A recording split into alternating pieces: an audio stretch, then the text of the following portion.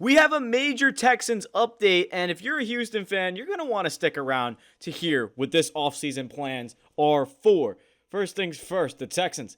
They do not have a lot of money this free agency, and we've already talked about multiple re-signings. Got Stefon Diggs on an empty contract. You got Derek Stingley wants to be a Texan forever.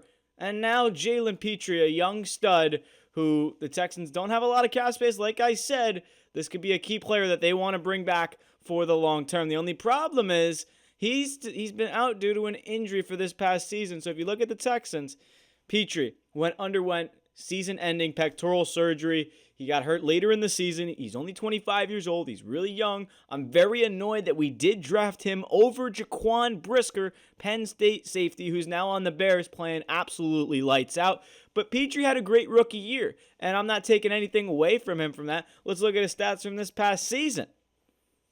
Pitre was incredible. He definitely was a playmaker in the secondary. Now, Kalen Bullock stepped up as well. So, honestly, it looks like a good secondary pairing with you have Eric Murray you can bring back his depth. Jimmy Ward is also there. You have Pitre pairing with Cameron Bullock. Bullock's a beast. You could even put him back at cornerback in the slot, but he was good at safety. But looking at Pitre, does he deserve a big contract extension? I feel like there's other players that you will need to pay eventually before Pitre, and that's CJ Stroud in a few years, and that's Will Anderson in a few years. If you're looking at the Texans' kind of cap situation right now, it's not the best. They have a lot of players that they kind of just need to restructure and move some deals around. Look at Laremy Tunsil's paycheck, $28 million a year. Danielle Hunter, that's pretty respectable. Titus Howard's in the $20 million mark. We have two offensive tackles that were paying $20 million plus for the cap hit, and they were second most in the sacks column. That's kind of ridiculous. You can't have that. So, looking at this Texans team, if what we're seeing from Sports Illustrated, this article right here, if what we're seeing is true, that they're going to re-sign Jalen Pitre, that they're going to re-sign Derek Stingley. There's not a lot going on in terms of the offseason right now. You kind of got to dig for stories, and this is one of them to where it's like, if you're a Texans fan right now, do you sign Jalen Pitre long-term? And I would have to say no. It's a matter of Jalen Pitre is a young player, right? And you look at the fact that the Texans have no money. So what's the actual specialty to bring players back for the long term? See what I'm putting down? So Pitre, 3 seasons for the Texans. He still has yet to finish a full season outside of that rookie year. A little bit of inconsistency. He's entering his 4th year as a Texan. He's getting up there to where they're going to have to pay him eventually. Maybe not this upcoming season, but there is so much for general manager Nick Caserio to worry about. And looking at Pitre, I think it's kind of a backseat idea to pay him. They're not worried about this whatsoever. First form of business is worrying about Stefon Diggs, the wide receiver who signed a 1-year contract. They had a potential to void the deal. Now all this kind of rumors is coming together on if they extend him before the due date of when the free agency kind of opens, and that period is for him to talk to other teams.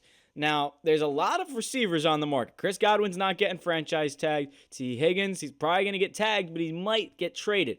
There are a lot of things that the Texans can do. The one thing they don't have a lot of flexibility with is money. Now, I'm not doubting that Nick Caserio can easily find a way to restructure some deals. Say, hey, Nico, you want to get paid next year? Hey, Dalton Schultz, hey, you want to get paid next year? Those kind of players will be team players, and they will take the contracts and be like, all right, yeah, you can take fully guaranteed next year. The problem is when you do that, now you put more success and more kind of stress on this upcoming season. You want to win a Super Bowl with a rookie quarterback not a rookie quarterback, but on a quarterback who's on a rookie contract. So looking at this kind of situation and the news that's coming out, I'm not a big fan of signing Pitre. And this is a major update because if you make the decision on signing Pitre, signing Stingley, Will Anderson's getting up there 3rd year, Stroud 2nd, 3rd year, when are you going to pay CJ Stroud? 3rd, 4th year? Those are the quarterbacks that get paid big-time money, and he's definitely going to get a lot more than that $28 million cap number Laremy Tunsil's got. So looking at the situation, there are a lot of other things to worry about. I know I've said this, but if I'm Nick Caserio, if I'm the general manager for the Houston Texans right now, first things first, do you bring back Stefon Diggs? And I'll ask you, what do you think? Do you bring back Stefon Diggs? As a viewer, as a fan of the team, what does Stefon Diggs really bring? He's 31, turning 32, coming off an ACL massive injury, not great. Is he the only real thing that is a beneficial for CJ Stroud and Stefon Diggs is basically the veteran presence, right? He brings that locker room kind of oversee the locker room. And there's other guys you can get, maybe DeAndre Hopkins. I know he's a little bit washed, and we saw him drop a couple passes in the Super Bowl, but reuniting a former Texan could be something to see. The first thing you kind of really need to worry about, and we'll talk about the draft in a little bit, but you have to get the free agency first before you can get to the draft.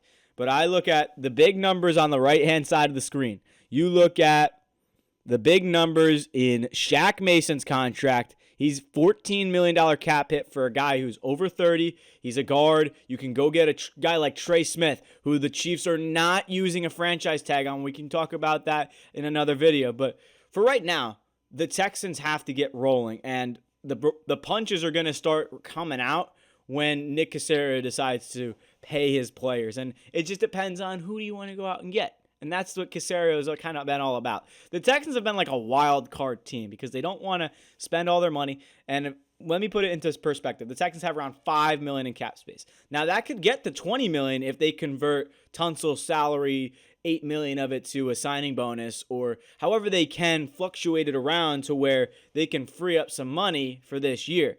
Laremy Tunsil's contract's pretty big. Titus Howard, Nico Collins, Dalton Schultz, Shaq Mason. So 5 guys right there. You restructure $3-4 million for 5 guys each. That's $15 million plus the 5 you're supposed to get in free agency. It's $20 million for the offseason. That's not too bad. You pay T maybe a 4-year, $120. I know it's a lot, but the Texans' first order of business is they need a wide receiver. I would much more rather Jalen Pitre walk than not get a wide receiver.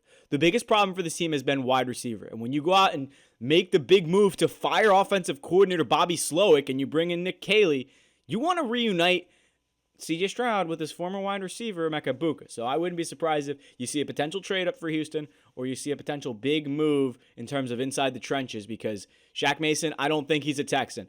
Trey Smith, he's available.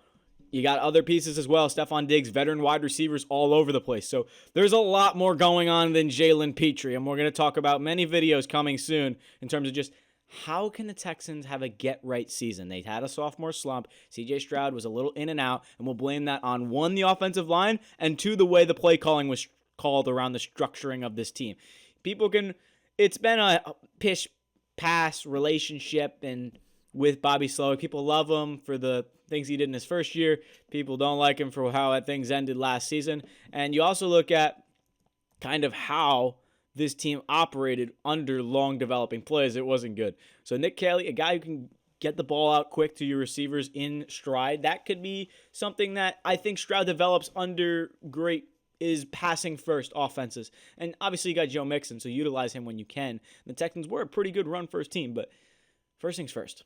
I know this is supposed to be about Jalen Pitre re-signing with the team, but there's a lot more Nick Caserio needs to be worried about than no offense to this article, but there's no reason the Texans should be worrying about signing Jalen Pitre going into his 4th season. Yes, it's something to worry about in the back of your mind, but are we actually going to re-sign him this year? No, we're not. So thank you everyone for watching. That was a quick little video. We're going to get into the next few videos and what can be for this Texans season, because there's a lot going on in terms of rumors that the Texans can do in terms of offensive line, wide receiver, defense, offensive line. It's going to be a fun one, but thank you everyone so much for watching. Hit that subscribe button if you're new. We're posting Texans news all season, all off season, and that'll do it for the video. But again, come back next video. We'll talk about some offensive linemen. Thank you so much for watching, and we'll catch you in the next video.